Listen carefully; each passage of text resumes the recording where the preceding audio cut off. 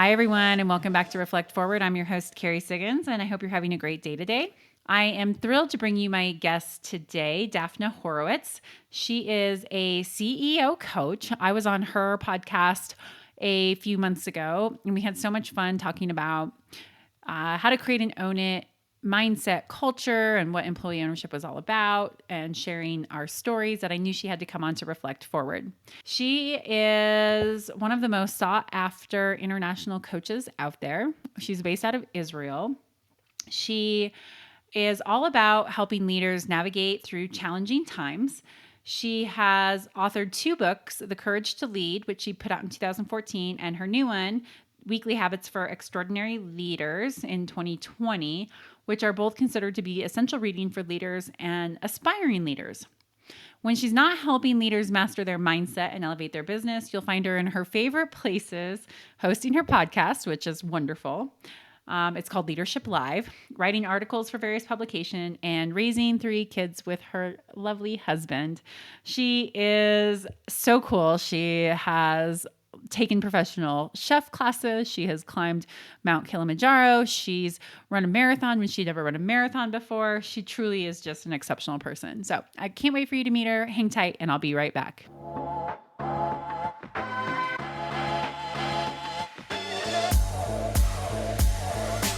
All right, welcome back, everyone. I am so excited for you to meet Daphna Horowitz, and this is going to be such a fun show. I enjoyed my time on her podcast a few months ago, so it'll be so exciting to flip roles and let me interview you, Daphna. So thank you so much for coming onto the show today.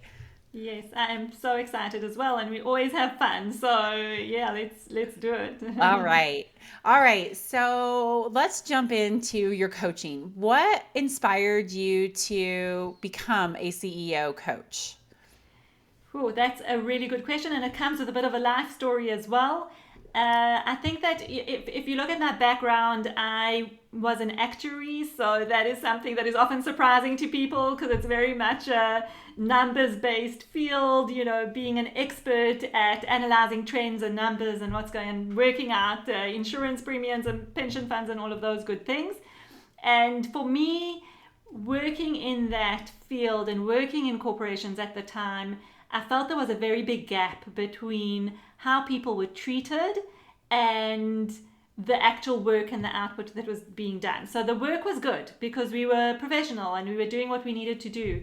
But the way we were treated as employees really, really felt lacking. And it really most of the time felt like I was just much more of a workhorse, like looking at how much can be squeezed out of the employees in the business at the time. We worked long hours. There wasn't much appreciation. It was just more expectation. And that's really how I felt. And I thought something is wrong with this picture. It can't be this way. And when I looked at the leaders around me, my managers and people higher up in the business, I thought there's no one there that I can really look up to from a human point of view. It's not to criticize anyone. It's really not. It's just, I think, the culture of the business that I was in and the approach. I mean, this was more than 20 years ago, 25 years ago. So there was a very different amount of awareness around employee engagement and motivation and wellness in the workplace. Today, we're in a very, very different place. But at the time, I was really frustrated with that because it just did not feel in alignment with who I am and what I wanted for my life beyond just the work, you know. And then I started to search, and I was constantly searching, and my bookshelves were full of books on personal development and self-awareness and psychology and all of those things that I was absolutely fascinated by. How the brain works, how people work, what motivates people, what makes you feel like you're living a life on purpose. And those were the questions that really occupied my thinking at the time, and I didn't have any answers. That's the truth. I could not find any answers to those questions. Even in the books and the reading, I thought, wow, if I could work in this field, I didn't even have the language or the name for what this was. If I could work in this field, helping people connect what they do with who they are and really find meaning in their day-to-day work. And I know that psychology, of course, is linked to that and therapy is linked to that. But for me, it was something that was more I wanted a more outcomes focused process. I wanted to look for something that works with you towards a goal and helps you to take action and move forward every day. And that's what I was grappling with. And then I came to a place in my life where I was pregnant with my third child. I had a boy and a girl, and I was, waiting for my new baby. And when I was ready to deliver, I went into labor. And in the process, I actually had major complications as part of the delivery. Thankfully, my daughter was born and healthy and well, but I wasn't. And I was actually in critical condition for 3 days of my life at that moment. It was really touch and go at that time. The doctors weren't sure if I would make it. I had some condition of internal bleeding where my body just went into absolute shock and trauma from the birth. And and thankfully I survived. But coming out of that experience made me absolutely determined to change my work environment so that I could really find that level of meaning and purpose. And all those questions that I was asking, purpose questions and the meaning of life and all of that really came to the fore. And I decided I need to go and do a lot of internal soul searching, but also external searching in terms of what is it that I want to do with my life from this point on. That's when I came across coaching. Yeah. Yeah, that is an amazing story.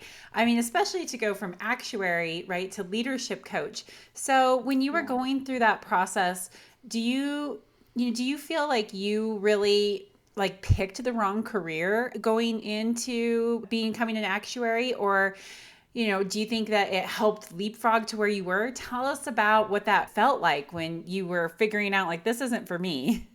Yeah, I'll start with that. What did it feel like? It felt incredibly unsettling and uncomfortable. Yeah. I was in a place where I was, going to work on Monday with very little motivation and just waiting for Friday for the weekend, because thankfully I had a beautiful family, friends, and community. So I felt fulfilled on that side. But my work, my Monday to Friday, was an absolute drain. It was tough. It was hard going. And I really lived in that going through the motion space, which for me is just very uncomfortable. I think it's uncomfortable for everyone, but I'm a very self-driven, motivated, ambitious person, and to be in this space where I just don't like what I'm doing and kind of going through the motions, it's just foreign territory for me. And to answer the question of do I regret did I do something that I didn't want to do? I don't regret it. And actually the reason that I chose actuarial science or becoming an actuary was because at school I was really good at maths and I loved it. I loved that way of thinking about problems, problem solving. That's one of my strengths, is really analytical problem solving and seeing deeply into issues and being able to analyze and spot trends and patterns. So it was a right fit from a mathematical point of view, and I loved the studies, and I really felt like I was challenged and enjoyed the work, the studying part. When I came into the real world environment to actually apply and implement, I didn't love that so much. And that's when I realized actually what I want to do is use those analytical problem solving skills when I look at how to understand people and their deep motivations and what drives them, and help them to lead a more fulfilled and higher performing, if you like, life, so that they can be who they need to be in the world. And that was far more fascinating to me. I do think being an actuary is a long process. It requires a lot of hard work and study, and that was a challenge as well. And it really, you go through such ups and downs. So I wouldn't say that becoming an actuary is an ideal route to going into leadership coaching, but I think that it gave me the platform because I understand people who come from an expert background and who need to develop their leadership skills.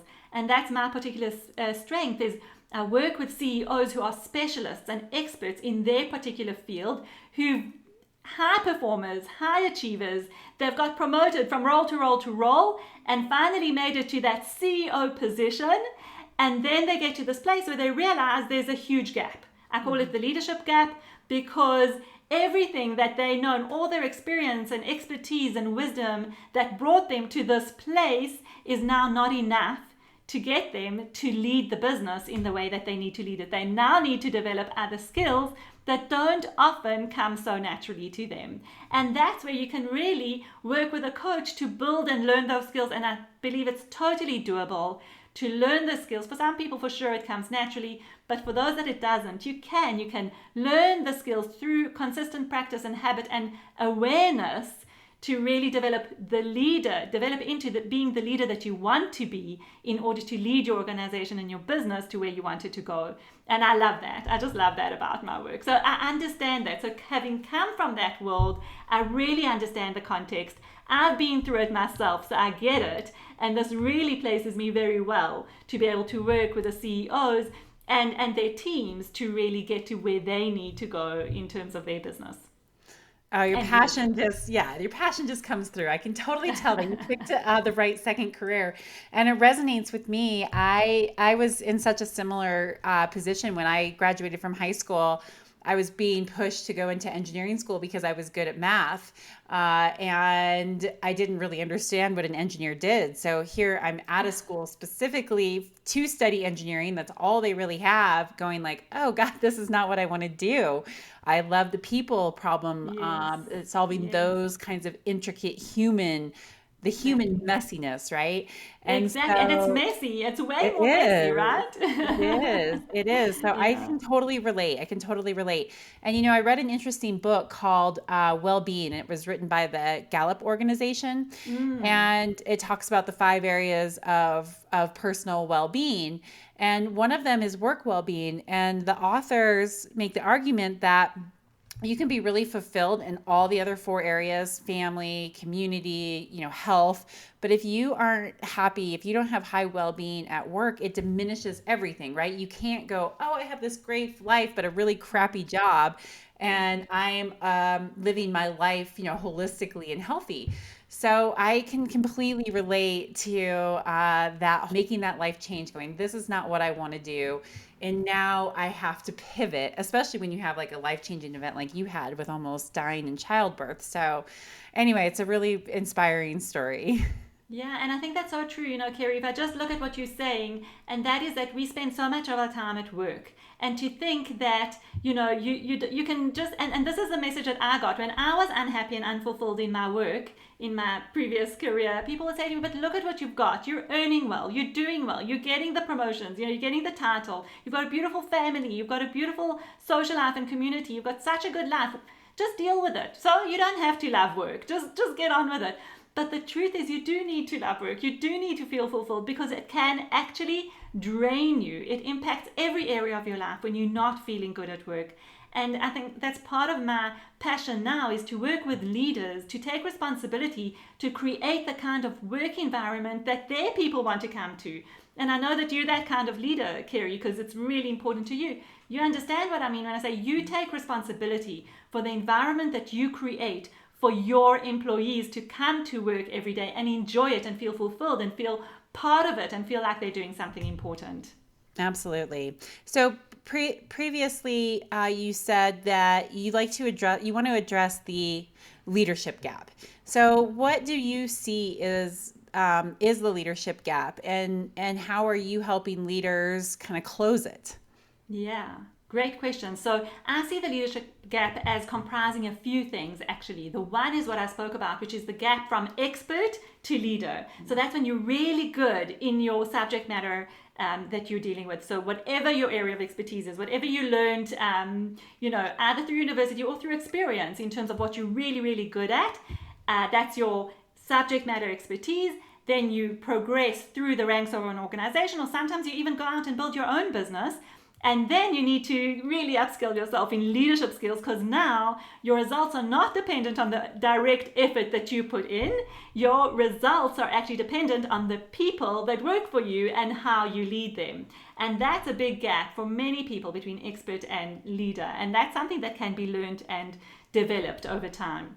The second leadership gap is that partly where the imposter syndrome comes in, is that you do so well, you've achieved what you wanted to do, and then your self-doubt starts niggling at you. And you half the time, so many people that I work with, and even myself, I felt it too, is that your level of confidence, sometimes you look at what you're doing and you're thinking, I can't believe that this is me. I can't believe that I'm doing that. Half the time I feel like I'm really winging it because I don't really know what I'm doing, but I'm doing it. And there's that imposter syndrome and that voice of self-doubt that comes into your mind. And for me, that's another type of leadership gap, because as you progress, your level of risk and your level of fear increases, and there's that part of you that says, can I really do it?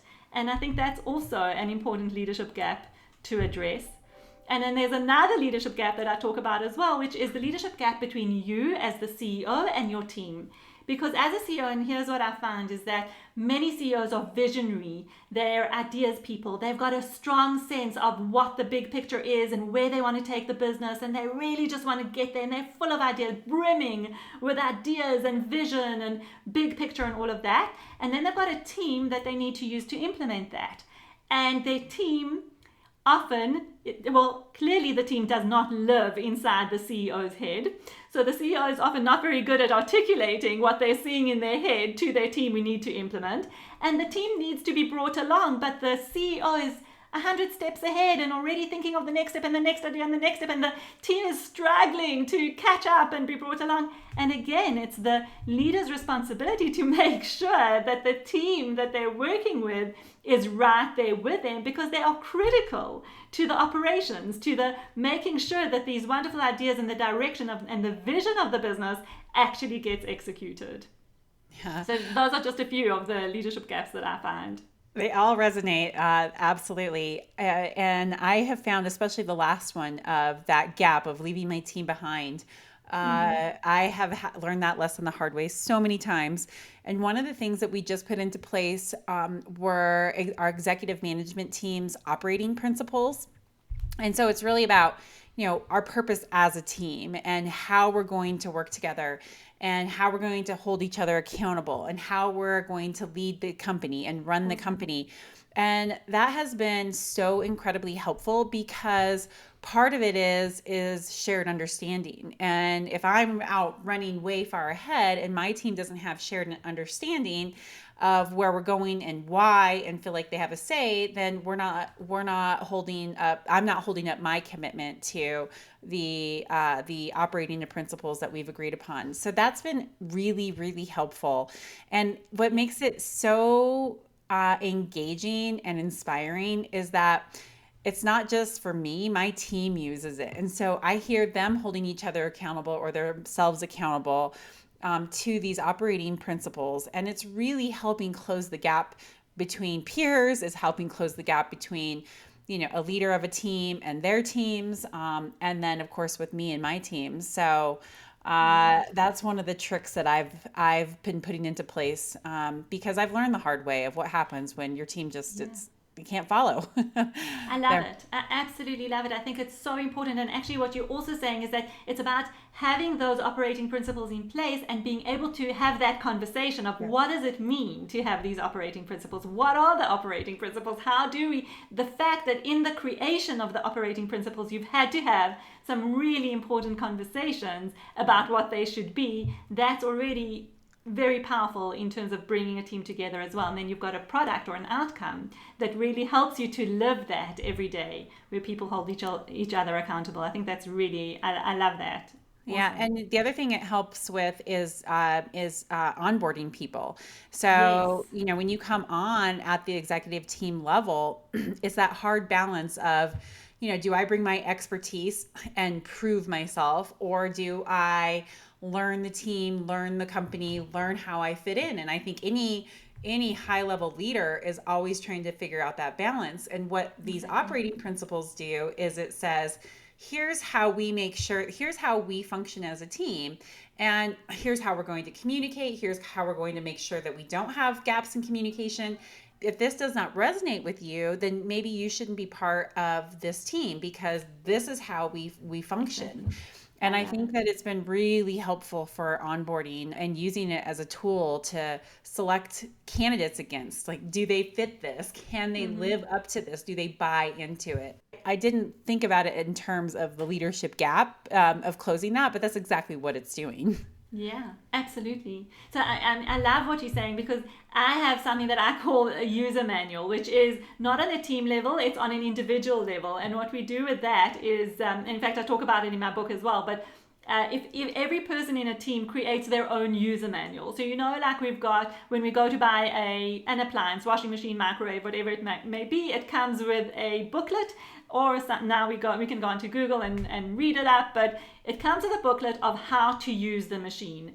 And I suppose in a light-hearted way, we can say we can each have our own user manuals because we have our nuances, our personalities, our communication preferences, whatever it is. And if you can create your own user manual of this is who I am and this is what helps me, this is what I'm working on, and this is how I like to interact and relate to the people around me, and you sit together as a team and share your user manuals, it also gives huge insight into how you can interact with each other, communicate with each other, and really create this high-performing team. So I love what you're saying because it's almost like when you take the operating principles, which is the identity of the team, and then you take the user manual and you layer that and say, okay, well, how does my user manual fit into the operating principles? Could be an interesting dynamic to explore. I love that because it's so funny. It just how coincidental this is. So one of the things that I've been trying to help my team understand is how they show up, right? We all have some form of self-preservation, but some people feel that more strongly than others, where some people are transformational and some people are very social. And so I want the operating principles to be able to resonate with all three primary, those kind of groups, what those motivating drivers are. And so I've been rewriting them and really thinking about it through those lens. If I'm a socially oriented person, does this Right. resonate? Exactly. If I'm a self-preservation person, does this How resonate? does And that so fit? Yeah. totally. So I love this idea of the user manual because then I can really help my team understand how they can interact together, how they show up, and I also have a deeper understanding of, what are those motivating behaviors and drivers within them, and Exactly. then try to create an environment that is inclusive for all the different styles. So I Exactly. love that. I'm going to do that. Yeah, and if I've got a template for it, so if you want, with pleasure, I'll absolutely send it to you. And anyone who's listening, if you want a template of the user manual, feel free to reach out and we'll send it along. But what I wanted to say is that I love seeing it being put to practice. I've got two CEOs who've used it so effectively in their business. One says that he's got a user manual, and every new recruit that comes into the company sits with him in a meeting and he goes through his user manual with a new recruit so that the new recruit knows exactly Yeah. what he's about and how to interact and how he sets the tone for the business. And my second CEO actually has implemented it across his business. I think now he's got over 1,000 employees, and I think about 300 or 400 of them have got a user manual that they've developed, and they use it in their conversation. So it's a really, really great tool to I actually it builds self-awareness, but also understanding of each other. I love it. I'm going to totally take you up on it. I love doing things like that. So I want my own user manual for sure. Yeah, exactly. I'll give it to my husband. Here, honey. Brilliant. Yes, for husbands and wives, of course. Spouses, I should say. Absolutely. Uh, Mm. oh, that's funny. All right. So let's talk a little bit about your book. So you wrote a book called Weekly Habits for Extraordinary Leaders. So can you give us a few examples of the habits that you write about? Maybe the top two or three that you think are the biggest game changers? Yes, absolutely, with pleasure. So I do want to say that this is my second book. So I've got another book called Courage to Lead, which is about my trip climbing Kilimanjaro. And I wrote a book about that as well because I saw the metaphors between the climb and leadership. But this is my second book that I launched more recently. And really my thinking behind that is to say, leadership can be a habit. There are things that we can do consistently and practically to really make leadership a habit. And I believe everybody's a leader and everybody can call on those leadership qualities within themselves, turn them into habits, and show up as a leader in your life, regardless of whether you're in a company or not, or whether you're an official leader and you've got a title. It's got nothing to do with it. But a couple of the habits, and also I'm actually going to add here, is that the habits that I look at are not necessarily all doing habits, like action habits. They're actually also thinking habits. So, for example, one of my favorite ones is if you want to just connect with who you are, I say that when we are children, say but anything between the age of 3 and 8, there's a part of us that hasn't got to that place of self-doubt and inhibition and what will people think and embarrassment and all of that. There's a part of us that is still very innocent and courageous and just be who we are. So one of the habits that I say is give some thought to who it was that you were in your childhood and think of 3 words that describe you as that child. And for me, it was curiosity, adventure, and learning. Am I putting you on the spot if I ask you to think about that? Think of yourself in your happiest moments as a 5-year-old girl. What would be 3 words that you would use to describe yourself in that time? Sure. Would you be able to come up with something? Yes, absolutely. So I would say it would be playing hard, playful, but playing hard. Like was climbing trees and building forts. Yeah, So I was also so actually. it was very like active playfulness, which completely resonates with me. Curiosity for sure. I love to read. I always ask questions. I drove my mom crazy with that. Oh, me too. Uh, Yeah. and then I would say independence. Like I really always wanted to do everything on my own. So don't do that for me. I'll do this. I'll do this on my own. So I would say those would probably be the 3 that would Oh, I describe love me. that. I totally resonate with those 3 as well. So the habit that I'm looking at cultivating there, or asking you to listen to work with, is if you've got 3 words that describe you as that child in your happiest, most joyful, blessed moments. If you've got those 3 words, I say those 3 qualities still live within you. The fact that you're an adult now and you've been through a whole lot of life experiences and definitely a lot of challenges as well, and challenging, difficult experiences, those 3 qualities are still within you, and sometimes they're hidden and buried deep, and sometimes we're still very connected. But I would then ask you to think about, how would you connect to those 3 qualities on a day-to-day level? Ask yourself, how was my day-to-day? Was I being curious, adventurous, and did I learn something, for me in terms of my words? And try and bring that inner joyful child of yours out to play a little bit more, because I think we just forget about it in the day-to-day running of our lives. I agree. We all need to connect more into that child in all of us so we can have more fun. I completely agree with you. All right, so Yeah. give me an example of one of the more action-based, one of the more doing habits Right, that okay. that you recommend. So I talk in one of the examples is pick something that you really want to do that's been a dream for you, and then take one small step towards making it happen. Yeah. And I share the story of how when I grew up, as we were talking, I was way more of a maths buff than a sports person. In fact, I hated sports. I'm not a sport person. I was a bit of a nerd.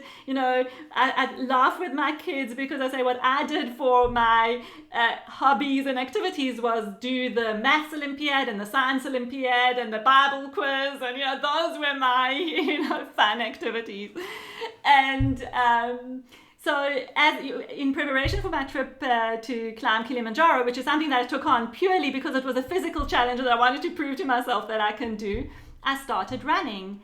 And I just started running and slowly built up. And then I had this idea. I ran a 10K, and then I thought I want to do a half marathon. And I did the half marathon. So not so long ago, I ran a half marathon. And even after a skiing injury and all of that, I did it.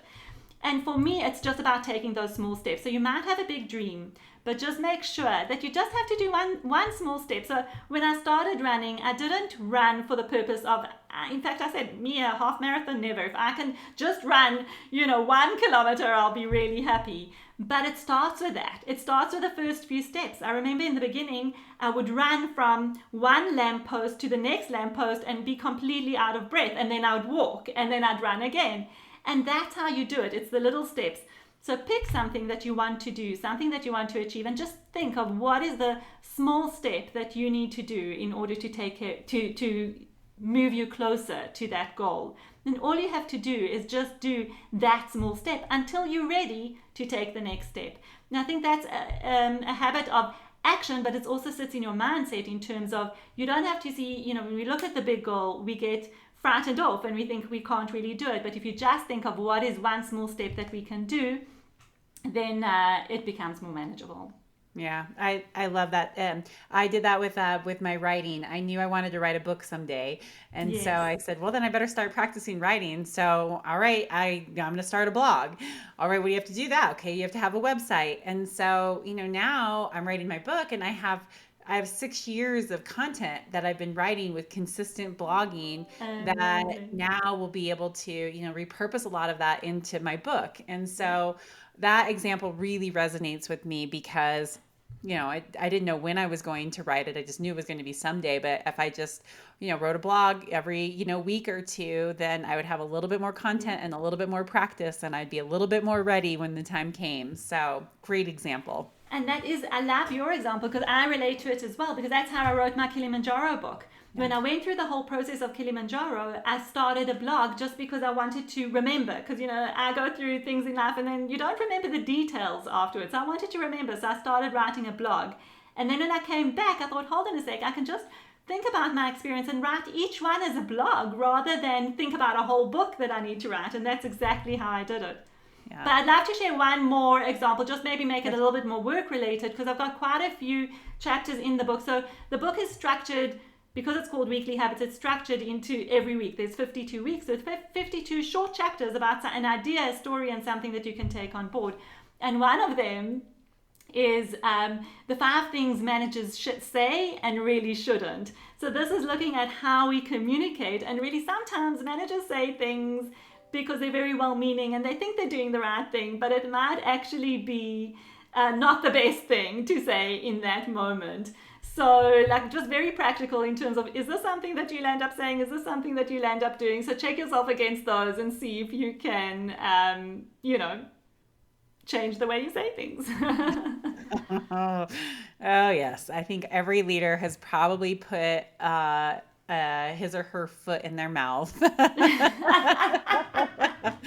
Absolutely. I know I have. I think we all do as human beings, we all do, but it's about maybe just being able to reflect on that and Yeah. actually say, okay, Yeah. it didn't come out as I would have liked, but I can acknowledge it and change it. I love it. All right. So you also talk about the CEO myths that are out there. So what are some of the CEO myths that you share with your clients? Yeah, I love these. Okay, the CEO myths. The first one that I often come across is that the CEO's focus is it's all about results. If I'm getting the results, then I'm okay. I'm doing a good job and I'm fine and my business is fine. And we know, and I've written an article about this as well. I don't think this one's in my book, but it's called. I titled it "CEOs Get Hired for Results and Fired for Style," because it's not all about results. And you can drive to results and be so outcome focused to get the results that you want. But if along the way you are really being destructive in your communication, in your behaviors, in the way you bring people along, then you're not going to last in your job. And actually it came out of a few examples put together, and one particular one where the CEO was super talented and was headhunted for a new role. And then very quickly into the role, he was fired because that culture wouldn't stand for his bullying way of behavior. So that is one CEO myth. Another one that I hear a lot is, and it's related, but it's I'm just not a people's person. Many CEOs, if they could just get on with their work, and they say to you, if I could just get on with my work, and people would just get on with their work, then everybody would be so happy and life would be great. But actually, I say to them, actually, the people stuff is your job. Whether you're a people person or not, people are your job. That's what it is now as a CEO and a leader. Those are great examples. All right, let's talk a little bit about mindset, because another thing that you say is that there's a leader inside all of us. We just need to believe it. So how do you coach people maybe to get over some of that imposter syndrome that they're feeling, or help that mindset of like, I am a leader and I can do this?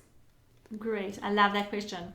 So I think it is all about mindset, clearly, because imposter syndrome is living in our minds, it's in our heads, and it's the story and the narrative that we buy into. So what I say is, why not shift the mindset into actually making imposter syndrome your friend? Because if you can realize that when imposter syndrome comes up, it's usually when you are about to take a step that is really putting you into that next level. So that's where the fear and uncertainty comes up and you start feeling like an imposter. So maybe you're being asked to do something that is a bit more unusual. Maybe it's that next level of leadership. Maybe it's a decision that really has significant implications for your business. It means you've just gone up a level in your level of performance and leadership. So welcome it. When you see that imposter syndrome, if you can make the imposter syndrome your friend and say, welcome, you are here because I'm clearly hitting the limit of where I'm at, and I now need to be brave and really step up and go over that limit. So you need to use courage, and sometimes it is about feeling the fear and doing it anyway, but acknowledge the imposter syndrome as that voice that says to you, you've arrived, you got there, you're now hitting that limit and you need to push through. I love that. I remember the last time I had imposter syndrome. It was in like the end of, well, lots of times, but this one in particular, it was at the end of 2019.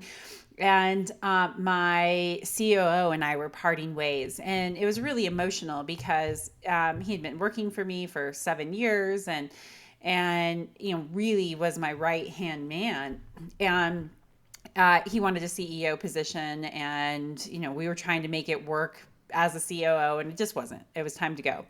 But he said some pretty hurtful things to me and in the moment. And I really started to question myself. And I was like, oh God, I don't know, maybe I am just a shitty leader and that I can't do this. And I'm in over my head. And my husband gave me a little pep talk. He's like, you're crazy.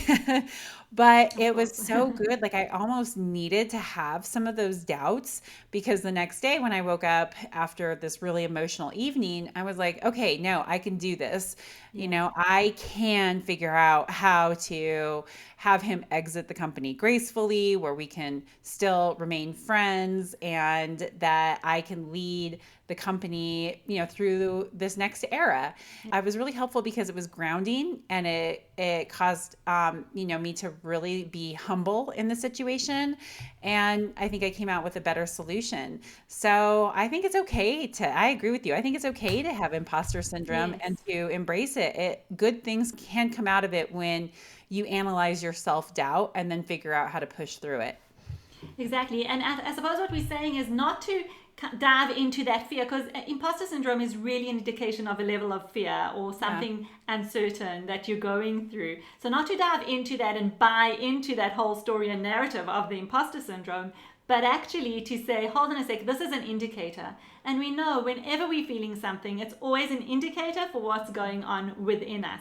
So it's really saying, it's asking the question, what is it here to tell me? What is it here to alert me to? And to actually say, thanks for that feedback, I'm moving on. Not to buy into the narrative. And I think that with your story, you really are showing that, because you're saying there was something of a comfort of having this person with you who's been your right-hand person for a very, very long time, and now he's leaving. And his defense mechanism was to lash out at you. So instead of buying into that story and his story, and then all the doubt that comes up for you, is to say, hold on a sec, there's an indicator here.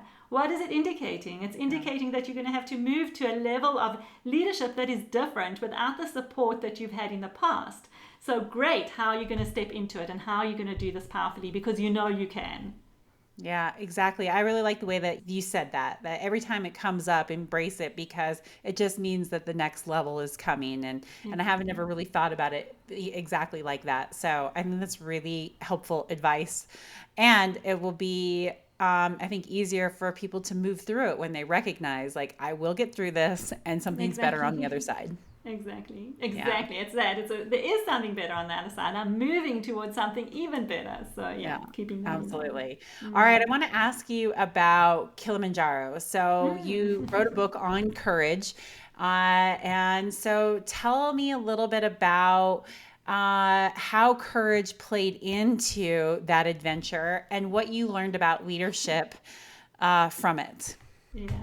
There's so much in that analogy of the mountain climbing and, are you climbing the right mountain? Do you have the right gear? Have you done the right preparation? Do you have the right team with you? Do you have the right guide? How do you get through that the breakdown to break through? Because I definitely had a breakdown moment. I almost thought I wouldn't summit. And where the courage came in for me was, it was every single day on that mountain. Every single day I asked myself, why did I do this to myself? Why am I here? Why did I put myself through this enormously challenging task for me? And it's really courage to get through. It's courage to make the decision, first of all, to do it, even though it wasn't in my nature. It was completely out of my comfort zone on many levels. Not just on the physical level, also on the level of I'm just not a camping girl. I don't love camping. I do always prefer to stay in a beautiful hotel with all the luxuries and the bathroom facilities and everything. So I really stretched myself and challenged myself on this trip. And for me, that courage showed up every single day in everything that I was doing, from saying yes to the trip, to everything that went in preparing for it, to actually going on it and being there every single day and just continuing on, to the place where, on summit night, I got to a point where I couldn't move. I was freezing. I was exhausted. I was literally falling asleep while I was walking. And getting through that with the help of my team and my guide to actually just continue to push through. So to me, the whole story is a story of courage. And I think that I'm not unique in that. And it's not only about mountain climbing. I think that all of us need to dig deep into that place of courage when we're facing something challenging. And it could be on a daily basis. Like, what is the courage that I need to dig up today in order to, whether it's to get through the day or to get through a challenging presentation or to get through a challenging relationship or a challenging moment, illness. There are so many things that we are dealing with that we really need to find that place of courage every single day. So it's just that little bit that we need to really dig into and find for ourselves. It's so beautiful. I love that. And I so relate on no camping. Do you? I actually thought you'd be much more of a camper than me. No, my husband's like, I cannot believe we don't take our son camping. And I'm like, you can take him camping. I want to stay at a hotel. Yes. I'm the same.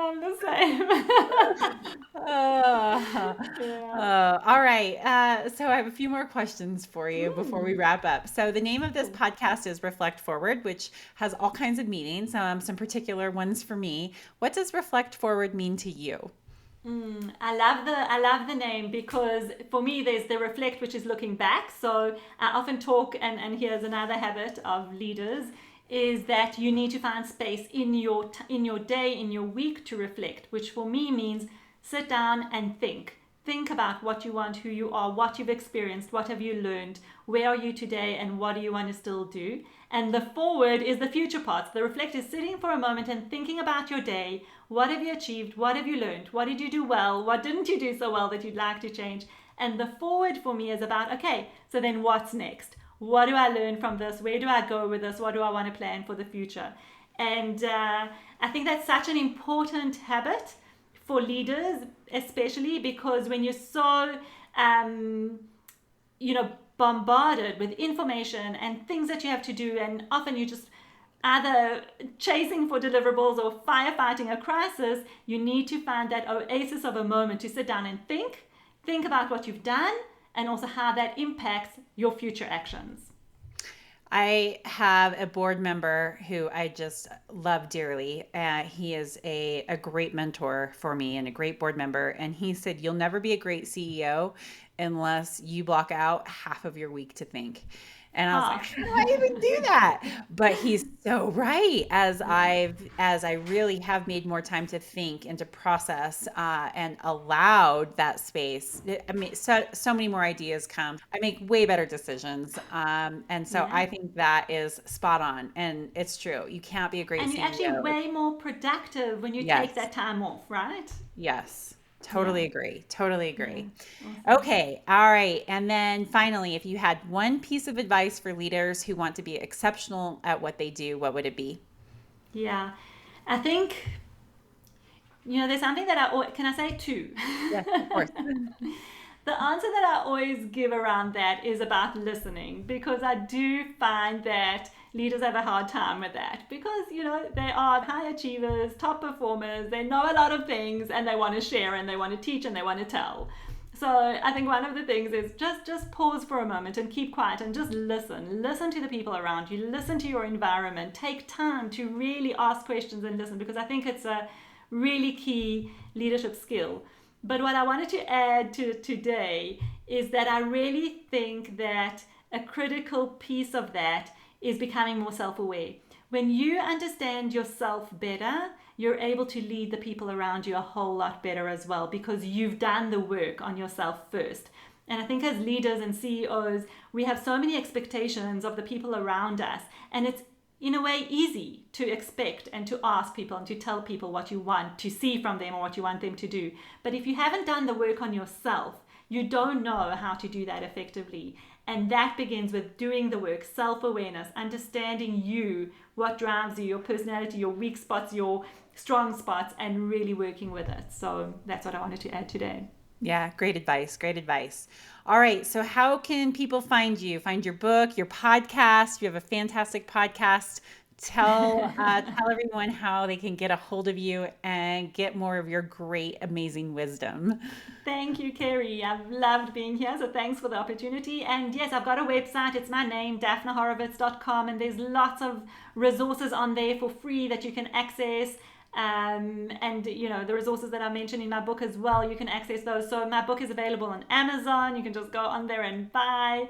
And my podcast, everything's on my website. So my website is the one-stop shop for anything that you'd like to know about me. And then of course to connect on LinkedIn or Facebook or Instagram, I'm on there as well. So feel free to connect. I love having conversations. I mean, I also say conversation is the tool of leadership, and I love having conversations and connections with people. So I'm happy to connect.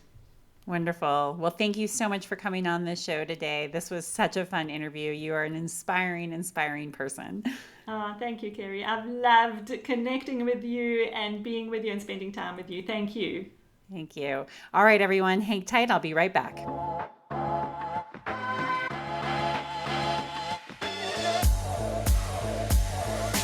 All right, I'm back, everyone. I hope you enjoyed that episode with Daphna.